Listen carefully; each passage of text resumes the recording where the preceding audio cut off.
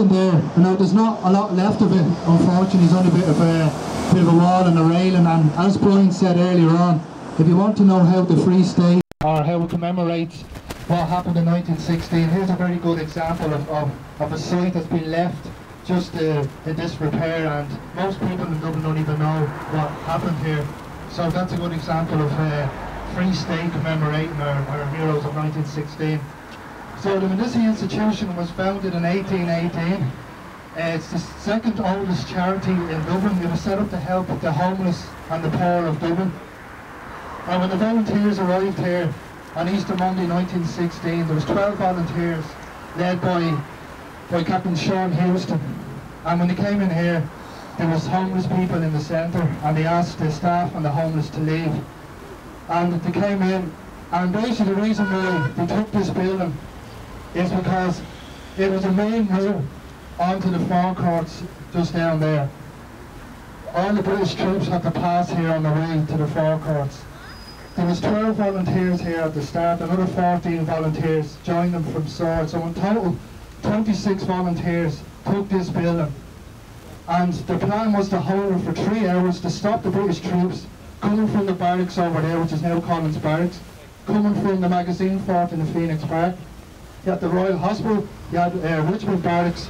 So the plan was to stop them here for a few hours to let Ned Daly and the other volunteers in the forecourts set up shop basically and wait for the British soldiers to arrive. They lasted 3 days here. Right, only 26 volunteers were able to hold off 400 British troops. So under heavy fire from rifles, machine guns and grenades, they held out for 3 days.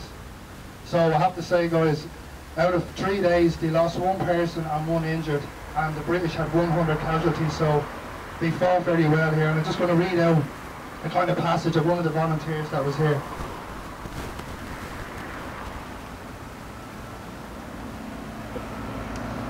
Our tiny garrison of 26 had battled all morning against 300 or 400 British troops. Machine gun and rifle fire kept us at a constant battle of our position. Sean visited each post in turn, encouraging us. But now we are faced with a new form of attack. The enemy closing began to hurl grenades into the building. Our only answer was to try and catch them and throw them back before they exploded. 2 of our men, Liam Staines and Dick Balfe, both close friends of Sean's, were badly wounded doing this. We had also run out of ammunition. Dog tired, without food, trapped, hopelessly outnumbered, we had reached the limit of our endurance. After consultation with the rest of us, Sean decided that the only hope for us, and the wounded indeed, was the safety of all, was to surrender. Not everyone approved, but the order was obeyed, and we destroyed as much equipment as we could before giving ourselves up. The British troops were infuriated when they saw the pygmy force that had given them such a stiff battle and caused them so many casualties. We were forced to march to the Royal Barracks with our hands up, held behind our heads. In the barracks, we were lined up on the parade ground. Here we were attacked by the British soldiers, kicked, beaten and spat upon. So they lasted 3 days and they had to surrender. Sean Houston, who was originally from County Limerick, was executed on the 8th of May in Kilmainham Jail at the age of 35. The well-known priest, Father Albert Bibby of the Capuchin Order, who gave Sean his last rites and witnessed the execution, said, "Never did I realise that men could fight so bravely and die so beautifully and so fiercely as the heroes of Easter week. On the morning of Sean Houston's death, I would have given the world to have been in his place. He died in such a noble and sacred cause, and went forth to meet his divine Saviour and such grand Christian sentiment of trust, confidence and love." But if you just have a quick look at the map that was handed out to you earlier on, I just want to, and if you kind of be faced towards the Liffey, you'll see why taking this building was of such importance to the rebels, because to the right, just down the quays, you can see the forecourts.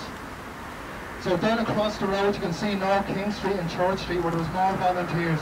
So both here and in North King Street and Church Street, the plan was to stop the British troops getting down to the forecourts, and they did for 3 days. Like when you look, we have a magazine fort in the Phoenix Park to your left. Collins Barracks is known as Royal Barracks back in 1916. And then you have the South Dublin Union, which is only around the corner. So this was a very strategic part of the Rising. So we're just going to make our way down quickly to another stop, and I know Brian probably wants to say something, but so if you look at the picture there, you see the walls in the picture of the All Mendicity Centre. So look, we're going to take a walk down to the Western Road.